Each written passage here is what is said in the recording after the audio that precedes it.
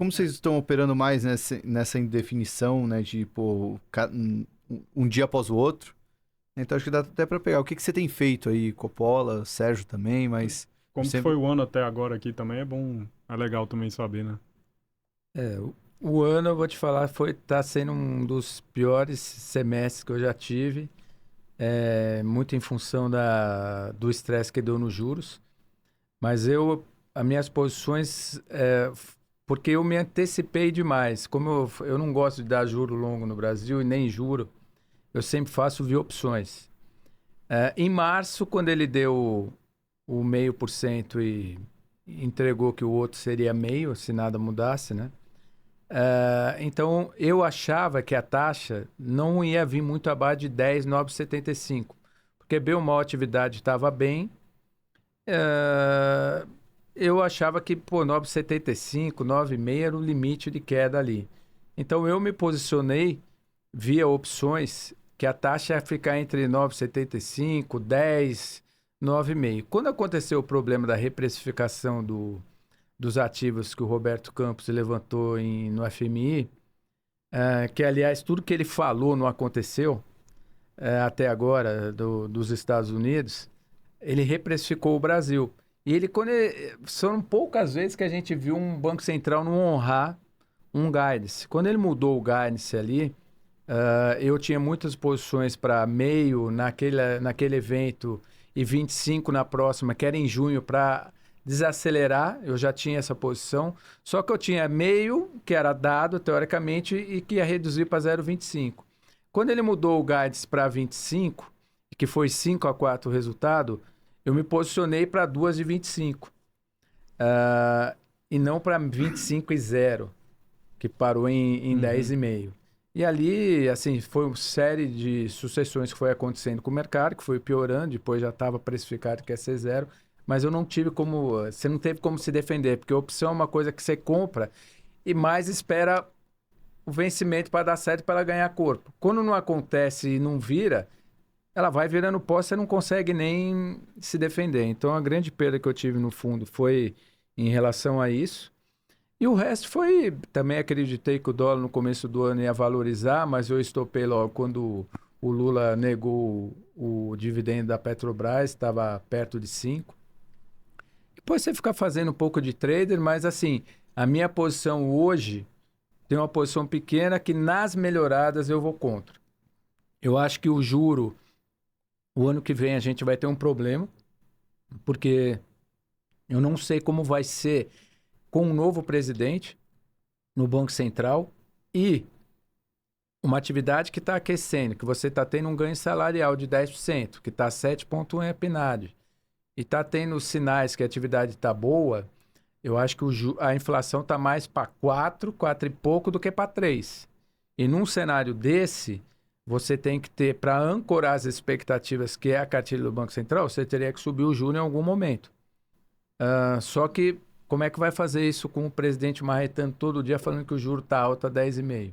Eu acho praticamente impossível. Vai ser um embate claro entre o político e o técnico, Isso. né? Porque o técnico diria que o juro tem que subir, mas sem nenhum ambiente político para isso. Aí o que vai acontecer? Primeiro você vai ter que esperar a inflação aparecer para o Banco Central se mexer. Eu acho que o novo presidente do Banco Central, adestrado modestamente ao Lula, que vai ser mais petista do que o Roberto Campos, na verdade, eu acho que a gente vai primeiro esperar a inflação acontecer. Olha, presidente, subiu a inflação, está subindo, a gente tem que subir para dar uma amenizada. Então, eu acho que vai ser o efeito retardado.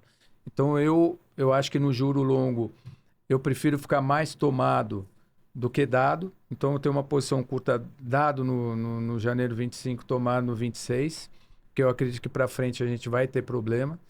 E no dólar, nas melhoradas, eu prefiro comprar, até porque o nosso acompanhamento, o final do ano, o fluxo é mais furado. Então, eu na melhorada prefiro ficar apostando conta. Só que, e fora o fiscal, que eu acho que é ruim. Só que não dá para você encher a mão e nem fazer uma conta, porque o mercado está com muito C. E está variando, está com uma volatilidade alta. Então, você tem que ter algumas pequenas posições para você entrar e sair durante o dia. E adestrando ela. Tá indo bem, vai, porque a velocidade que caiu de 5,70 para os 5,40 também é uma coisa que faz o que a gente estava conversando. Não adianta comprar e ir para o braço, porque o mercado vem também, quando vem, sai da frente. Então tem que tomar alguns cuidados nas posições. Não dá para encher a mão e falar, não vai vir a 5,30. Não, pode ser que venha. Mas eu prefiro operar na outra ponta. O que é esse fluxo furado aí que você fala? Eu acho assim, sazonalmente, o último trimestre é furada, mais remessa de dividendo, esse negócio das criptos, brasileiro mandando dinheiro para, entra a Nvidia só faz máximo, vamos comprar lá, a bolsa não vai. Então, assim, o fluxo cambial para o final do ano, ele é furado. Se a gente tem ideia, em dezembro do ano passado, foi 9 bi furado o fluxo, o dólar não subiu, porque o mercado ficou vendendo que nesse ano o dólar ia despencar. E acabou dando tudo ao contrário. Então, teoricamente, o fluxo cambial no último trimestre é furado. Só que aí você tem um monte de eleição americana, esse pode acentuar, ou se o cara mexer no dólar, que agora ele tá ventilando isso, a gente não sabe como o mercado vai se comportar. Então, mas eu acho que o dólar aí, eu não acredito muito no fiscal do Brasil. Eu acho que de 5,40 aí é um bom preço para você adicionar um pouco e na volatilidade. Boa. E você, Sérgio? Assim, Nessas horas eu agradeço que hoje meu fundo é mega papai e mamãe. Eu não tenho posição. O fundo segue. Vamos dizer, a nossa proposta é essa.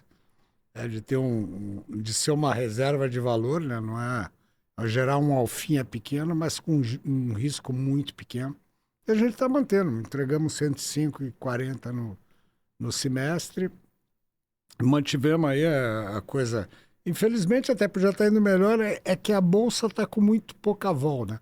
Estamos na vol mais baixa da história, então as operações de termo, que é uma coisa que eu uso, elas estão... O mercado de termo está bem devagar, né? Caiu em volume, caiu em resultado, então a gente tem operado menos, mas... Tendo um pouco de vol, a tendência é melhorar. Mas está mais do que nunca. O volume dos mercados caíram. Oi? O volume dos mercados caíram muito. O volume e a vol, esse né? mês aqui. Você vê que é muito louco. Teve essa alta aí, 11 pregões de alta, e a vol não foi. Porque ele foi um mercado direcional, ele não chacalhou. Uhum. Então, quem ganhou, ganhou. Mas o pessoal do trading não pegou essa andada de bolsa. É muito louco. E você vê pela vol, ele te fala isso. Você teve os gringos entraram comprando e foram arrastando. E a galera não foi, vou esperar. Não teve pancadaria. E comprando pouco, porque o volume ontem e hoje estava 16 bi o projetado. É muito pouco para você falar assim, puta, entrando dinheiro pra caramba, vai subir com vontade para a vol abrir. Não faz. Não. E aí você fica receoso que vai chegando nos preços aí 130 e fala, pô, eu acho que com a queda do juro americano em setembro, sempre sobra alguma coisa para emergente. Mas eu acho que o mercado já está se posicionando para isso. Só um comentário aqui, né? O canal Circuit Breaker até falou que ele assistiu hoje a entrevista com o Coppola. Ele falou, pesquisem depois porque é muito boa. Porque alguém fez um comentário aqui no chat falando, não, tá na cara que eles são investidores muito conservadores, né? Aí esse cara comentou aqui, pô, esse aí não conhece o Coppola. É só ver a última entrevista dele. Que o Coppola tem um jeito peculiar coisa, né? Assim, investidor suicida não vale, né? Tem hora de ser macho, tem hora de ficar em casa. Não tem que... Mas, o Sérgio, queria a sua opinião sobre a Selic, assim, a gente passou aí um pouco por cima. Achei bem legal o que você falou sobre... Cara, quando olha lá que o mercado tá botando na conta que a Selic vai subir tanto que...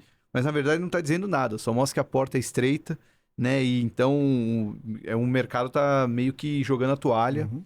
E a gente até teve um pouco dessa reflexão, acho que umas 2 semanas atrás, quando a Zeina Latif e o Stefan da EQI vieram aqui. Eles até falaram que o mercado está precificando, não de fato é o que vai acontecer, está muito mais um desarranjo do mercado. Mas diante do que a gente está vendo agora, uma inflação que talvez esteja mais perto do teto da meta do que do centro. Uma mudança de Banco Central. Provavelmente um presidente do Banco Central alinhado ao governo. E talvez aritmeticamente falando, uma necessidade de subir juros. como é que fica se o Banco Central não cumprir a cartilha? Você chega a se estressar mentalmente esse cenário, mas como é que o mercado reagiria se o novo Banco Central não seguisse a cartilha e não subisse juros quando tivesse que subir ou até cortar juros no O momento mercado desse? é que nem criança, né? Enquanto não queima a mão, ele não aprende. Ele já queimou a mão no outro governo. Se o governo dessa vez não for técnico, ele estressa não é depois de um ano, ele estressa no dia seguinte. Isso aí é básico. Porque se lembra, quando foi o outro governo, ele não fez o que precisava fazer, o mercado falou, não, ele vai fazer, e não fez. Dessa vez, se houver uma decisão clara pelo abandono da responsabilidade, eu acho que estressa no D2. Porque na hora, porque se ele não vai fazer, você já sabe o que essa receita causa. Ela causa inflação, causa um desarranjo, causa pressão no dólar, causa fuga de capital, ela vai gerando uma série de coisas. Então, o que eu acho é que o mercado não seria tão leniente dessa vez. Se tiver uma atitude não técnica, não pragmática, eu acho que a batata assa e assa rápido.